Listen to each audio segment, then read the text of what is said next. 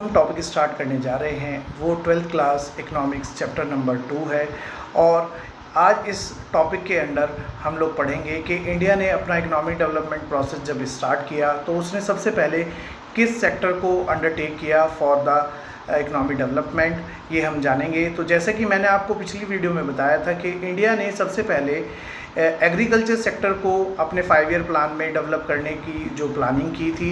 उसके अंडर उसने क्या क्या किया था और कैसे उसने एग्रीकल्चर सेक्टर को डेवलप किया और उसकी प्रॉब्लम्स को रिमूव किया। तो सबसे पहले मैं आपको बता देता हूँ, इंडिया की जो 70% पॉपुलेशन थी before independence and after independence, वो अपनी लिविंग को अर्न करने के लिए एग्रीकल्चर सेक्टर पे डिपेंड रहती थी।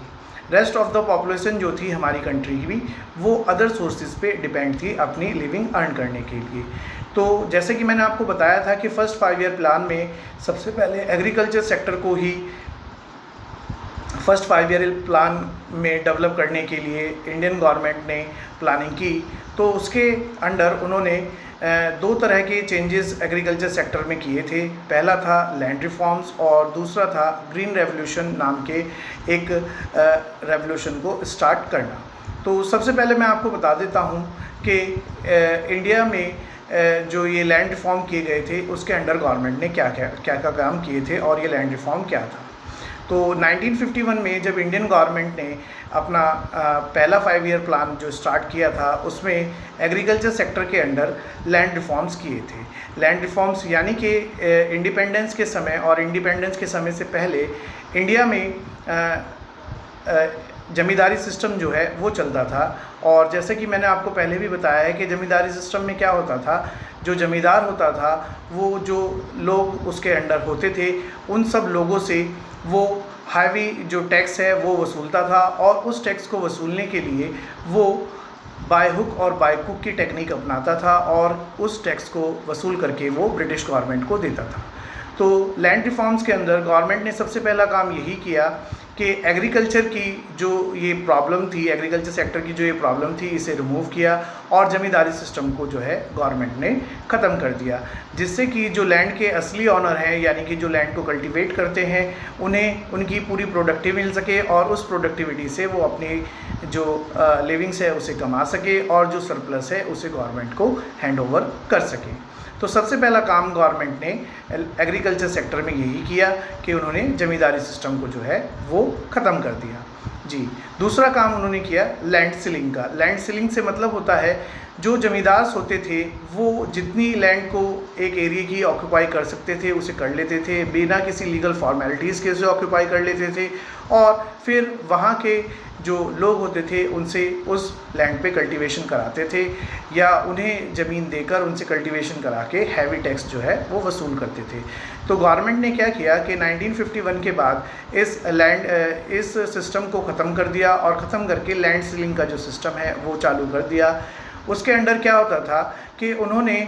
ज़मींदार की जो लैंड ऑक्यूपाई करने की जो कैपेसिटी थी उसे लिमिटेड कर दिया और ये रूल बना दिया कि एक जो ज़मींदार है या कोई भी बड़ा फार्मर है उसके अंडर सिर्फ कल्टीवेशन की इतनी ही लैंड होगी और बाकी लैंड जो है और लोगों में डिस्ट्रीब्यूट कर दी। इस काम को करने का सबसे बड़ा बेनिफिट जो था वो ये था, इससे जो इनकम में इनइवननेस थी वो रिमूव हो सकती थी और जो सब लोग थे वो अपना बराबर इनकम का जो डिस्ट्रीब्यूशन है उसका मौका उन्हें मिलता और वे अपना डेवलपमेंट कर सकते और अच्छे से अपनी जो है लिविंग ऑफ स्टैंडर्ड को इंक्रीज़ कर सकते थे। तो ये तो रही आपको जो मैंने बात बताई एग्रीकल्चर सेक्टर में पहले सबसे पहला किया गया जो प्लानिंग के अंडर काम था वो था यानी कि लैंड रिफॉर्म्स। जी, दूसरा काम जो मैंने आपको बताया था वो गवर्नमेंट ने इकोनॉमिक प्लानिंग के अंडर ये किया कि एग्रीकल्चर सेक्टर के डेवलपमेंट के लिए एक रेवोल्यूशन स्टार्ट किया जिसे ग्रीन रेवोल्यूशन का नाम दिया गया। और इस रेवोल्यूशन को स्टार्ट करने का जो मेन ऑब्जेक्टिव था वो ये था कि जिससे इंडिया जो है अपनी सेल्फ डिपेंडेंसी हासिल कर सके in the case of food grains, यानी कि जो मेन फूड ग्रेन्स थे जैसे वीट और राइस उनमें सेल्फ डिपेंडेंसी जो है इंडिया को मिल सके और इंडिया जो है किसी और कंट्री पे डेवलप्ड जो कंट्रीज़ हैं उन पे डिपेंडेंट ना रहे in case of food grains. तो जो ये ग्रीन रेवोल्यूशन था ये गवर्नमेंट ने स्टार्ट किया और इस ग्रीन रेवोल्यूशन की हेल्प से फार्मर्स को जो है HYV seeds, high yielding variety seeds, यानी कि जिनसे प्रोडक्टिविटी ज़्यादा होती थी, वो अवेलेबल कराए फॉर द एग्रीकल्चर।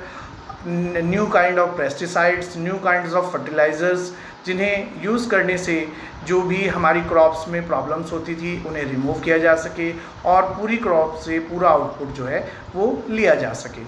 तो इस रेवोल्यूशन को स्टार्ट करने से स्टार्टिंग 2 फेज़ में इसका डेवलपमेंट जो है वो गवर्नमेंट ने मेज़र किया। फर्स्ट फेज़ में इसका जो बेनिफिट था वो कुछ लिमिटेड स्टेट्स को ही मिल सका, बट इन सेकंड फेज़ ये जो ग्रीन रेवोल्यूशन था इसका benefits all over the India जो है वो स्प्रेड हो गया जी। तो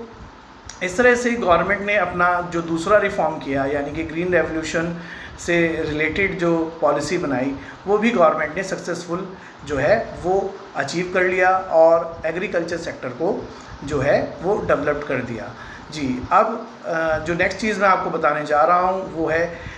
important effects of green revolution, यानी कि ग्रीन रेवोल्यूशन के स्टार्ट होने से इंडिया को क्या क्या फ़ायदे हुए। तो सबसे पहला जो फ़ायदा इंडिया को हुआ, इंडिया में जो है अटेनिंग मार्केटिंग सरप्लस, यानी कि जो फार्मर्स थे वो अपने सेल्फ कंजम्पशन से ज़्यादा भी प्रोडक्टिविटी एक क्रॉप से ले सकते थे, और जो एक्स्ट्रा होता था, यानी कि जो उनकी कंजम्पशन से एक्स्ट्रा होता था, उसे गवर्नमेंट ख़रीद लेती थी और उस सरप्लस को गवर्नमेंट एक्सपोर्ट करने के काम में या किसी पर्टिकुलर यूज़ के लिए अपने पास स्टॉक करके रख लेती थी जी। नेक्स्ट जो बेनिफिट हुआ वो हुआ बफर स्टॉक, यानी कि बफर स्टॉक वो स्टॉक्स होते हैं जो गवर्नमेंट अपने पास मेंटेन करके रखती है for the disasters, natural disasters. और या अगर इसका हम एक सबसे अच्छा एग्जांपल लें तो बफर स्टॉक वो स्टॉक्स होते हैं जिन्हें गवर्नमेंट किसी भी प्रॉब्लम के समय या पब्लिक डिस्ट्रीब्यूशन सिस्टम के समय अपनी जो पब्लिक होती है उसमें डिस्ट्रीब्यूट करती है। जैसे कि अभी कोरोना की जो महामारी है वो इंडिया में और ऑल ओवर द वर्ल्ड फैली हुई है, तो इस टाइम गवर्नमेंट क्या करती है, अपने बफर स्टॉक्स को जिन्हें गवर्नमेंट मेंटेन करके रखती है उन्हें PDS सिस्टम के थ्रू जो लोग भी नीडी होते हैं उन लोगों तक पहुंचाती है। तो गवर्नमेंट ने दूसरा अचीवमेंट जो हासिल किया वो ये किया कि वे अपनी सरप्लस को बफर स्टॉक के तौर पे मेंटेन करते थे और at the time of need उन्हें यूज़ कर लेते थे। तीसरा जो बेनिफिट है वो बेनिफिट हुआ लो इनकम ग्रुप्स को, यानी कि जो फार्मर्स पहले लो प्रोडक्टिविटी की वजह से ज़्यादा इनकम नहीं कमा पाते थे, अब वो ग्रीन रेवोल्यूशन के आने से HYV सीड्स को, पेस्टिसाइड्स को यूज़ करके अपनी कम लैंड में ही ज़्यादा प्रोडक्टिविटी ले सकते थे और अपनी इनकम जो है वो बढ़ा सकते थे। इससे क्या होता था, इससे ये होता था कि वो अपने सेल्फ कंजम्पशन के बाद कुछ मनी को सेविंग्स कर सकते थे और सेविंग्स जो हैं वो बाद में इन्वेस्टमेंट के काम आती हैं। तो इस तरह से मैंने आपको बताया कि किस तरह से गवर्नमेंट ने अपने फर्स्ट 5 ईयर प्लान में एग्रीकल्चर सेक्टर से रिलेटेड रिफॉर्म्स को किया और उसे सक्सेसफुली अचीव भी वो लोग कर पाए। अब जो नेक्स्ट जो हम टॉपिक डिस्कस करेंगे वो हम टॉपिक डिस्कस करेंगे अबाउट द इंडस्ट्रियल सेक्टर, यानी कि इंडस्ट्रियल सेक्टर के बारे में हम लोग डिस्कस करेंगे कि किस तरह से इंडियन गवर्नमेंट ने अपने सेकेंड ईयर 5 ईयर प्लान में इंडस्ट्रियल सेक्टर को डेवलप करने के लिए पॉलिसीज़ बनाई, कैसे इंडस्ट्रीज़ को उसके अंडर डिवाइड किया और किस तरह से गवर्नमेंट ने इंडस्ट्रियल सेक्टर की जो प्रॉब्लम्स थी उन्हें रिमूव किया जी।